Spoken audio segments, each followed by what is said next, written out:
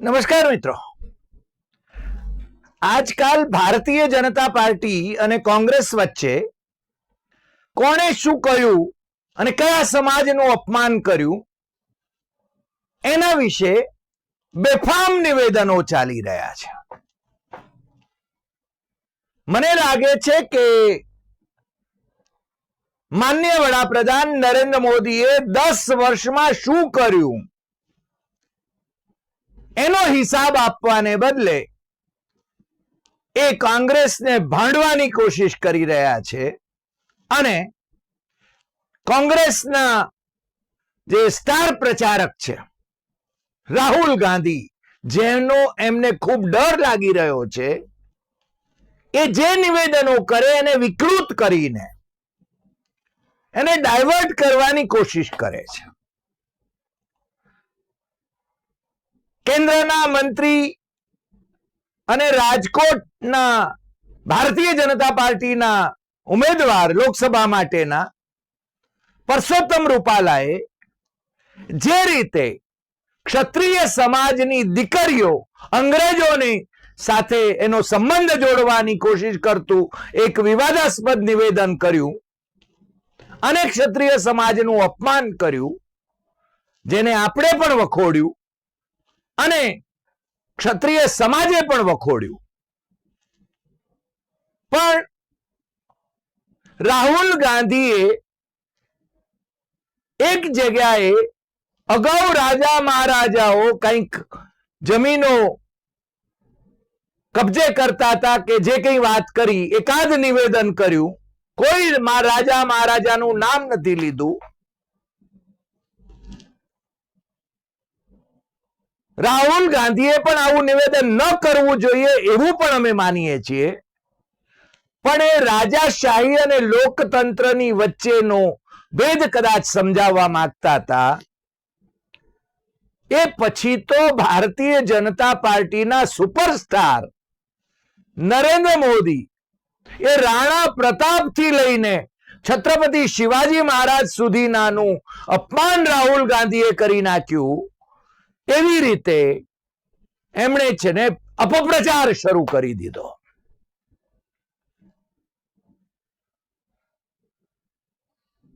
મારે આજે ગુજરાત ભારતીય જનતા પાર્ટીના જે અધ્યક્ષ છે સી.આર. પાટીલ, એમનું નિવેદન રાહુલ ગાંધી ના સંદર્ભમાં સાંભળવાનું થયું અને એમણે ક્ષત્રિયોનું અપમાન કર્યું, રાજા મહારાજાઓનું અપમાન કર્યું, વગેરે વગેરે વગેરે એમણે વાતો કરી.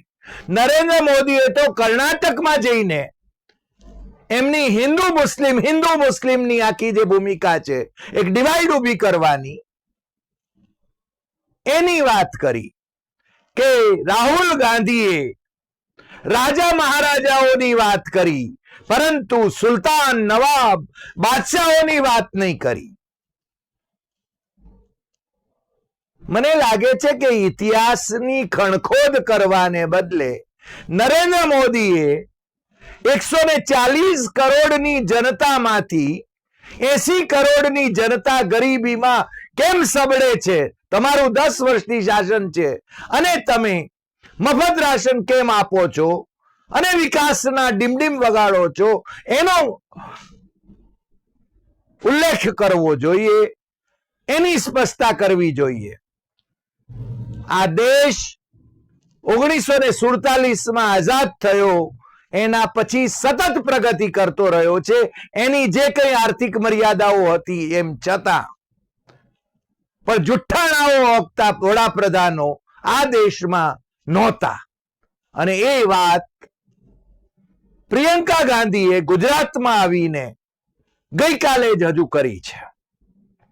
આવતીકાલે રાહુલ ગાંધી પણ પાટણમાં ચંદનજી ઠાકોર અને ઉત્તર ગુજરાતના જે કોંગ્રેસના ઉમેદવારો છે એમના પ્રચાર માટે સભા સંબોધશે અને એના પછી પહેલી અને બીજીએ વડાપ્રધાન પણ આવી રહ્યા છે.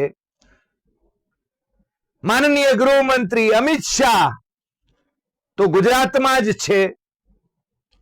એટલે આ પ્રચારનો જ્વર જે કહી શકાય, જે ગરમાટો છે એ ચાલવાનો, પરંતુ સી.આર. પાટીલે જે નિવેદન કરીને વિકૃતિકરણ કર્યું એના સંદર્ભમાં આજે કોંગ્રેસના પ્રદેશ પ્રમુખ અને ક્ષત્રિય સમાજમાંથી જ આવતા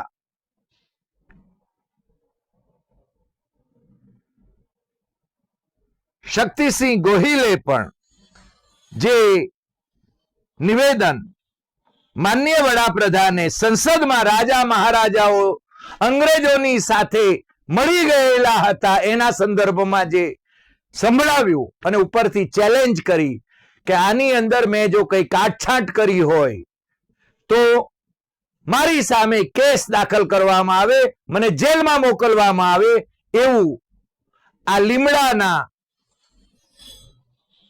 શક્તિસિંહ ગોહિલે બહુ સ્પષ્ટપણે કહ્યું અને હું એને બિરદાવું છું. વડાપ્રધાન સંસદમાં રાજા મહારાજાઓનું અપમાન કરે છે અને પોતે બીજાને માથે દોષ ઢોળે છે. આ વાત મને લાગે છે કે કેટલી યોગ્ય છે એ તો સુગ્ન વાચકો, સુગ્ન દર્શકો, સુગ્ન પ્રજા એ છે ને આ ચૂંટણીમાં, લોકસભાની ચૂંટણીમાં જરૂર એનો ચુકાદો આપશે. પરંતુ આજે જે વાત આપણે કરવી છે એ વાત એ મુસ્લિમ અનામતની વિરુદ્ધમાં જે રીતે ભારતીય જનતા પાર્ટીએ આખો મોરચો માંડ્યો છે, આખી ચૂંટણીને હિન્દુ અને મુસ્લિમ એ વિભાજન ઉભું કરવા માટે અને વોટ અંકે કરવા માટે હિન્દુઓને જાણે કે હિન્દુ મુસ્લિમ કરાવીને પોતાના તરફ આકર્ષવાની કોશિશ કરીને જે ખેલ માંડ્યો છે એની સાથે સાથે એમણે કોની સાથે ગઠબંધન કર્યું છે એની પણ આપણે વાત કરવાની છે. અને તમે સમજી ગયા હશો કે મુસ્લિમો માટેની અનામતનો વિરોધ કરતી ભારતીય જનતા પાર્ટી કોની સાથે ઘર માંડે છે? જે લોકોને આતંકવાદીઓ સાથેના સંબંધ ધરાવનાર ગણાવતા હતા એ પીડીપી સાથે એણે જમ્મુ કાશ્મીરમાં સરકાર ચલાવી અને મુસ્લિમ અનામતનો એ વિરોધ કરે છે, ત્યારે એ કર્ણાટકમાં એચ.ડી. દેવેગૌડા જે માનનીય વડાપ્રધાન રહી ચૂક્યા છે એમની પાર્ટી જનતા દળ સેક્યુલર એની સાથે એમણે કર્ણાટકમાં ઘર માંડ્યું છે. આ વખતે ચૂંટણીમાં એમણે એમની સાથે જોડાણ કર્યું છે અને આંધ્રમાં એમનું જોડાણ જેની સાથે તૂટી ગયું હતું એ તેલુગુ દેશમ પાર્ટીના એન ચંદ્રબાબુ નાયડુ સાથે ફરીને ઘર માંડ્યું છે. કારણ કે આંધ્રમાં ભારતીય જનતા પાર્ટીને પગદંડો જમાવવાની તક મળતી નથી, એટલે એમના ખભે ચડીને એને જાવું છે. આ હકીકત અમે કહી રહ્યા છીએ. એક બાજુ મુસ્લિમ અનામતનો વિરોધ કરવો છે અને બીજી બાજુ દેવેગૌડાની જનતા દળ સેક્યુલર પાર્ટી એની સાથે જોડાણ કરવું છે. એની સાથે મળીને કર્ણાટકમાં એમણે લોકસભાની ચૂંટણી લડવી છે. હા, એ જુદી વાત છે કે ત્યાં એક બહુ જ મોટું સેક્સ કૌભાંડ આપણે કથિત કહીએ, કારણ કે એના વિશે એસઆઈટી સ્થાપિત થઈ છે, તપાસ યોજાઈ રહી છે અને દેવેગૌડાના પૌત્ર જે સાંસદ છે એ વિદેશ ભાગી ગયાના અહેવાલો મુખ્યમંત્રી કાર્યાલયમાંથી મળી રહ્યા છે, જ્યારે ચૂંટણીમાં એ પોતે હસન લોકસભા મત વિસ્તારના ઉમેદવાર છે.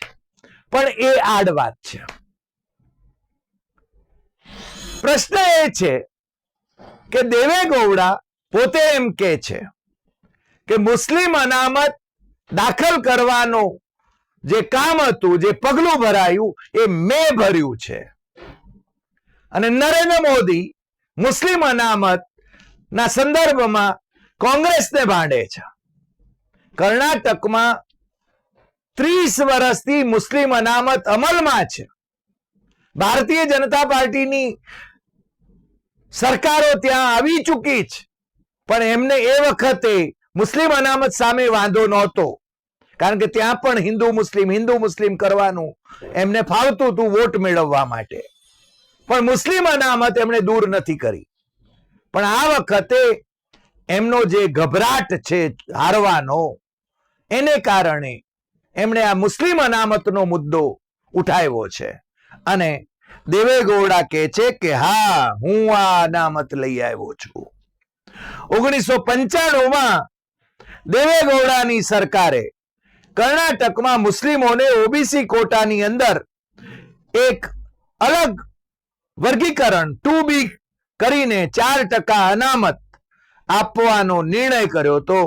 અને એ 14 ફેબ્રુઆરી 1995માં આ આદેશ એમણે ચિન્નપ્પા રેડ્ડી આયોગની રિપોર્ટને આધારે લીધો હતો. આ દેવેગૌડા સાથે નરેન્દ્ર મોદીનું ઈલું ચાલે છે. ભારતીય જનતા પાર્ટી અને જેડીએસ એની સાથે ચૂંટણી લડી રહ્યા છે, લોકસભાની ચૂંટણી લડી રહ્યા છે. આમ તો જેડીએસ નું એવું છે કે ક્યારેક કોંગ્રેસ સાથે જાય છે. દેવેગૌડાના પુત્ર કુમારસ્વામી એ કોંગ્રેસના ટેકાથી મુખ્યમંત્રી પણ બન્યા હતા કર્ણાટકમાં. પણ આમ તો ગમે તેવા કજોડા જોડાણો એ થતા હોય છે. પણ અત્યારે આ લોકસભાની ચૂંટણીમાં જ્યારે નરેન્દ્ર મોદી એ રોજે રોજ સવાર સાંજ દરેક સભામાં મુસ્લિમ અનામતની વિરુદ્ધમાં જ્યારે કોંગ્રેસને ભાંડે છે, અને અમે જ્યારે કહીએ છીએ કોંગ્રેસને ભાંડે છે એટલે કેટલાક અંધભક્તો પાછા લખે કે તમે તો કોંગ્રેસી પ્રવક્તા હોય એ રીતે વાત કરો છો. ભાઈ, અમે હકીકતના પ્રવક્તા છીએ હો. તમને જે લાગવું હોય એ લાગે. તમે કદાચ ભારતીય જનતા પાર્ટીના લાભાર્થી હોઈ શકો અથવા પ્રવક્તા હોઈ શકો, અમને કોઈ વેર નથી પડતો. પત્રકારનો ધર્મ સત્તામાં બેઠેલા લોકોને સવાલો કરવાનો છે. આ વારંવાર કયા પછી પણ કેટલાક અંધભક્તો જે કમેન્ટ લખે છે, મને લાગે છે કે એ કમેન્ટ અનુચિત છે. એ આપણા દર્શકો બરાબર જાણે છે. પણ કર્ણાટકમાં મુસ્લિમ અનામત આ 4%, અને દેવેગૌડાએ હમણાં પણ એના ઇન્ટરવ્યુઝમાં પણ આ વાત કરી છે. એટલું જ નહીં, આપણા ભાઈ શ્રી ટીડીપી ના સુપ્રીમો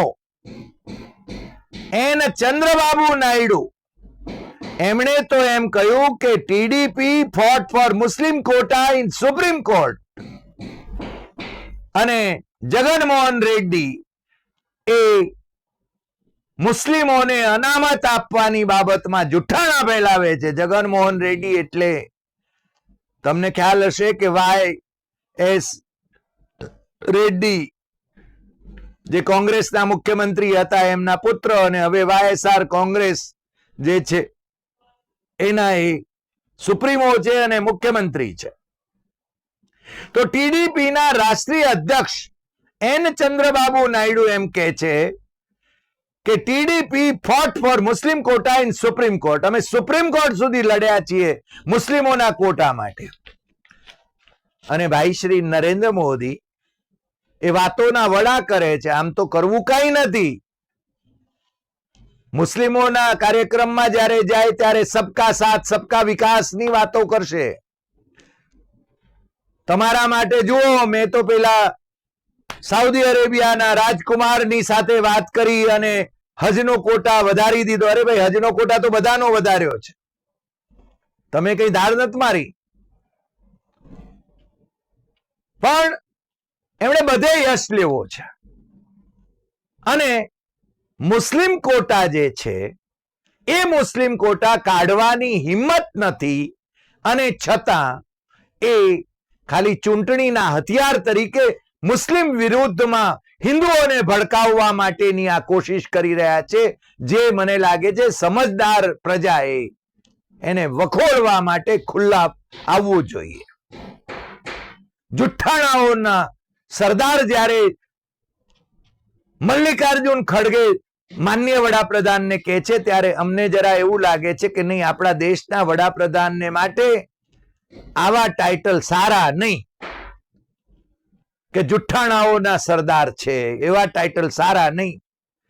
કારણ કે સામાન્ય રીતે વડાપ્રધાન એ ભારતના વડાપ્રધાન છે, તમારા, મારા, આપણા, કોંગ્રેસના, કમ્યુનિસ્ટોના, એમના સાથી પક્ષોના, આ દેશના તમામ નાગરિકોના વડાપ્રધાન નરેન્દ્ર મોદી છે આજે, અને દેશને એનું ગૌરવ હોવું જોઈએ. પરંતુ નરેન્દ્ર મોદીએ જુઠ્ઠાણાઓ ન હોકવા જોઈએ, એ વાત પણ એટલી જ સાચી છે. કોંગ્રેસને ભાંડવાની વાત એ કરે અને મુસ્લિમ કોટા કોંગ્રેસ લઈ આવી એમ વાત કરે, ત્યારે દેવે ગૌડા એમ કે છે કે અરે ભાઈ, એ તો હું લાવ્યો. તમારી શું ઇજ્જત રહે છે નરેન્દ્ર મોદી? જ્યારે દેવે ગૌડા પોતે કહે છે કે ભાઈ કોંગ્રેસ નહીં, હું લાવ્યો છું, અને એ પાછા તારીખ વાર સાથે કહે છે કે 1995 ના 14મી ફેબ્રુઆરીએ કર્ણાટક સરકારે આ આદેશ બહાર પાડ્યો હતો, અને ચિન્નપ્પા રેડ્ડી આયોગના રિપોર્ટને આધારે એ અમલમાં આવે છે. અને એના સંદર્ભમાં એમણે ઘણી બધી વિગતે વાત કરી છે, પણ એ વાત હું કરવા જાઉં તો મને લાગે છે કે કલાક નીકળી જશે. પણ ભારતીય જનતા પાર્ટી કેટલાક અટકચાળા કરે છે. 2019માં એમના ઉધારીના જે મુખ્યમંત્રી હતા, કારણ કે યેદુરપ્પાને કાઢીને જે ભ્રષ્ટાચાર મૂર્તિ મુખ્યમંત્રી હતા, એમને હોદ્દેથી કાઢીને ઉધારીના, એટલે કે આમ તો એસઆર બોમાઈના પુત્ર, આમનો મૂળ ગોત્ર એમનું કોંગ્રેસ, અને પછી જનતા પાર્ટી, જનતા દળ, એના બસવરાજ બોમાઈને એમણે મુખ્યમંત્રી બનાવ્યા. અને 27 માર્ચ 2023ના ઓબીસી માટેની શ્રેણીમાં 3A અને 3B ને ખતમ કરવાનો એમણે પ્રસ્તાવ રજૂ કર્યો. અને એની સાથે સાથે એમણે મત મેળવવા માટે વોકલિંગા અને લિંગાયત સમુદાયોને 2% અનામતની ખેરાત કરવાની કોશિશ કરી જોઈ, પરંતુ ત્યાંય દાળ કઈ ગળી નહીં. આ એમના અટકચાળા ત્યાંની કર્ણાટકની પ્રજા સમજી ગઈ હતી. અને ભાઈ, નરેન્દ્ર મોદીએ ઘણા ઉદામા માર્યા, તો પણ ત્યાં કોંગ્રેસની સરકાર આવી, એ આપણે બધા જાણીએ છીએ.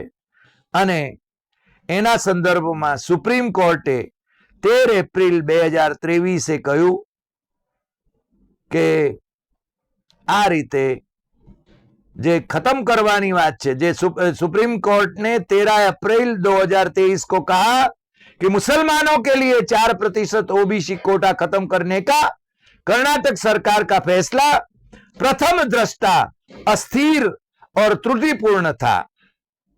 આ બોમઈ સરકાર એને ખતમ કરવા નીકળી હતી, ત્યારે સુપ્રીમ કોર્ટે આ કહ્યું હતું. એટલે ભાઈ શ્રી નરેન્દ્ર મોદી એ તો સુપ્રીમ કોર્ટની પણ 80 કી 83 કરી રહ્યા છે. અને મને લાગે છે કે આપણી પ્રજા માટે સુપ્રીમ કોર્ટ એ છેલ્લી આશા છે. સુપ્રીમ કોર્ટના આદેશોનું બરાબર પાલન થાય એ જરૂરી છે. અને એમને છે ને ઘણી વખતે કેટલાક આદેશો અનુકૂળ હોય ત્યારે એ કહે છે કે આ તો કોંગ્રેસના ગાલે તમાચો છે. હમણાં જે વીવીપેટ નો કેસ હતો એના સંદર્ભમાં 100% વીવીપેટની ચબરકીઓની ગણતરી થવી જોઈએ એવી માગણી સાથે એડીઆર અને બીજા ગયા હતા. એમાં કોંગ્રેસ પાર્ટી નહોતી, છતાં નરેન્દ્ર મોદીને તો સાચું બોલવાનું ફાવતું નથી, એટલે ચૂંટણી સભાની અંદર એમણે કહ્યું કે આ તો કોંગ્રેસના ગાલે તમાચો છે. અરે ભાઈ, કોંગ્રેસ ક્યાં આવી એમાં? એમાં તો અમારા મિત્ર જગદીપ છોકર, પ્રોફેસર જગદીપ છોકર, એમનું સંગઠન એડીઆર હતું. પણ ભાઈશ્રીને મને લાગે છે કાં તો વિસ્મૃતિ થાય છે અને કાં એમને છે ને આની આદત પડી ગઈ છે. પણ આપણી પ્રજાએ જાગતા રહેવું જોઈએ, સત્ય શોધન કરતા રહેજો. હરિદેસાઈ પણ જો એમ કે કઈ ખોટું કે તો તમારે છે ને કહેવું જોઈએ કે હરિદેસાઈ આ છે ને તમે ખોટું કહ્યું છે. હું મારી ભૂલ હશે તો હું સુધારીશ, સ્વીકારીશ, પણ સાચી વાત તો ડંકે કી ચોટ પર હમ કહેંગે. આજે આટલી વાત. નમસ્કાર.